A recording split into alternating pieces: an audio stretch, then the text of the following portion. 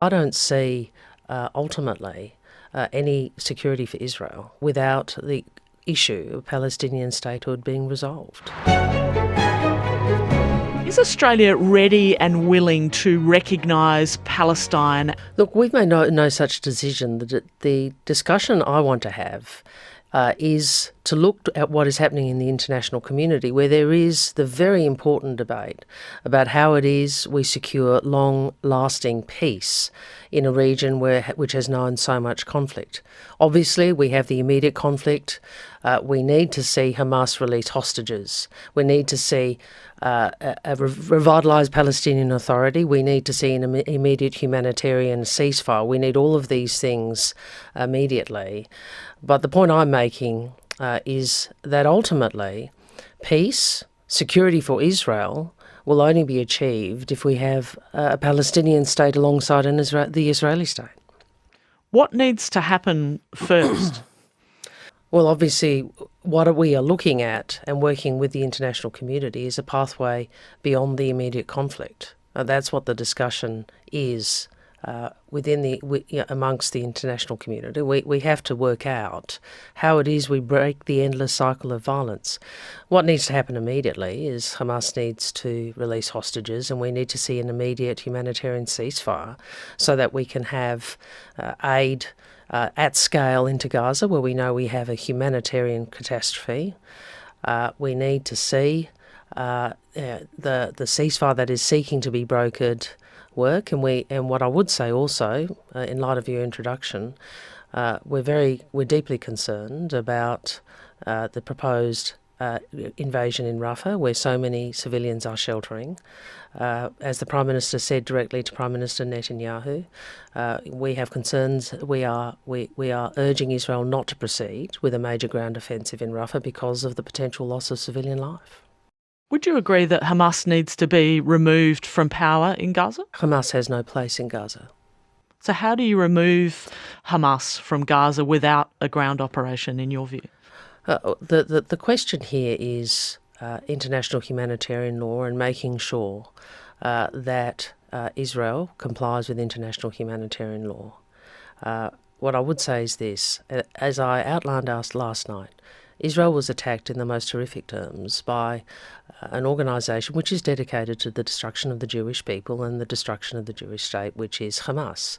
And more Jewish lives were lost on that day than any single day since the Holocaust.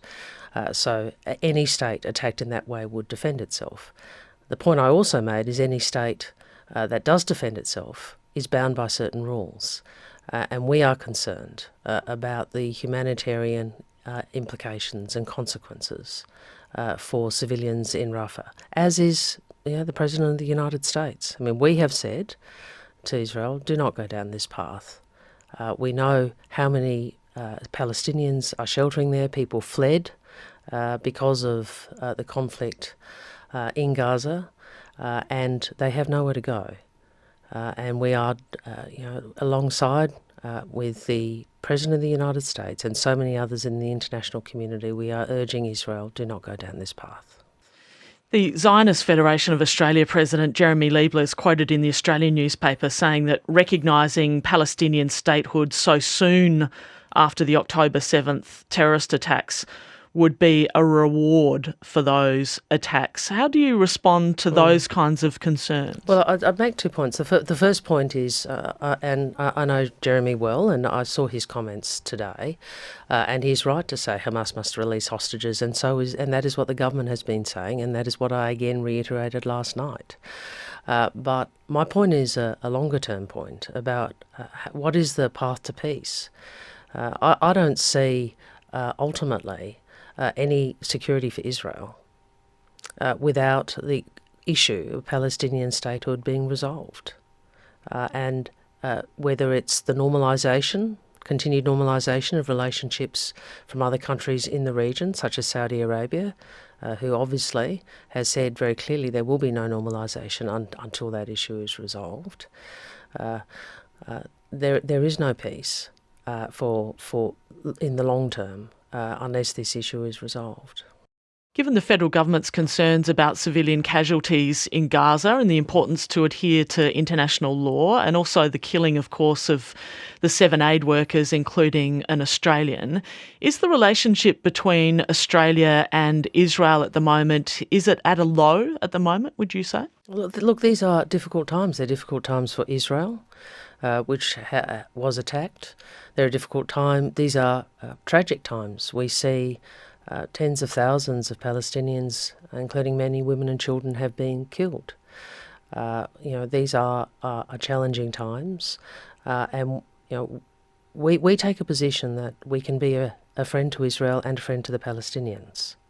My speech last night was a speech that was located in that truth. Ultimately, what we can do from Australia's perspective to, one, adhere to the principles of international law in what we say and we do, and that is what we are doing. And secondly, to add our voice to find a way out of this conflict. And that is what we are doing. This week, the government announced that retired Air Chief Marshal Mark Binskin would serve as special advisor on Israel's response to the deaths of the World Central Kitchen aid workers. Can you tell us what he's been able to do so far? Look, we are engaging with Israel about Mr. Binskin, Air Chief Marshal Binskin, engaging in relation to their inquiry. We think that is important. There are positive engagements, and we appreciate that. This is a very important issue for Australia. We have been saying for a very long time it is important that international humanitarian law be adhered to. Under international humanitarian law, as you know, aid workers are to be protected. Demonstrably, there was a deadly failure of deconfliction being the ways in which making sure the Defence Forces are aware of where humanitarian workers are so they can be protected, and there was a deadly failure. Australians do expect there to be transparency and full accountability, and we've appointed Mark Binskin as a special envoy, a special advisor, because he will be able to assist the Australian government in considering the investigation against those principles that I've outlined. You and Richard Marles wrote a letter to the Israeli government saying that appropriate action should be taken against those IDF personnel who've not acted in accordance with the law. What is appropriate action in that case? Well, Sally, I've been asked that before, and I've said our job as a government is to find out what the facts are and then make decisions and on the basis of those facts. And Minister, have you had a response to that letter from the Israeli government as yet? Not as yet. And we look forward to a response.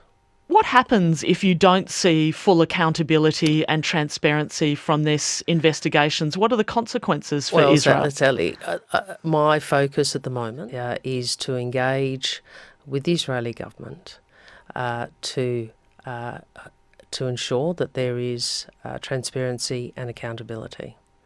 And I would say it is in Israel's interests for the Australian government, the Australian community, to be satisfied that there has been transparency and accountability. You've also spoken about the tension and unrest between some Muslim and Jewish communities here in Australia.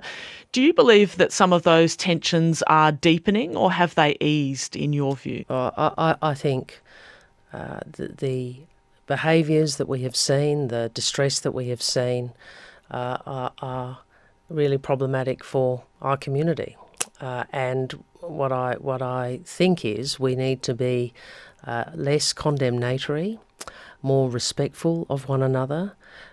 People are increasingly struggling with how to discuss this with their fellow citizens, and we've seen anti-Semitism, we've seen Islamophobia, we've seen language and behaviours that shows that people are losing respect for one another. That is dangerous for our democracy. We have to be peacemakers at home. And we do that by listening to each other. We do that by respecting each other. We gain nothing by reproducing the conflict here.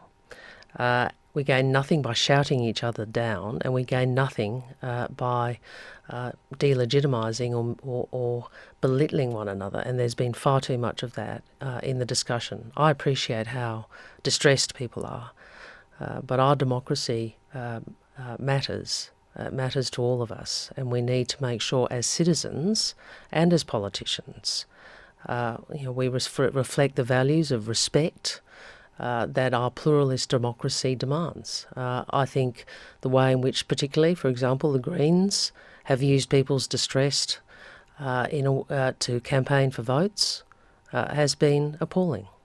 And there are consequences to that sort of behaviour, and we all ought act more as leaders and peacemakers rather than using this for political campaigning purposes.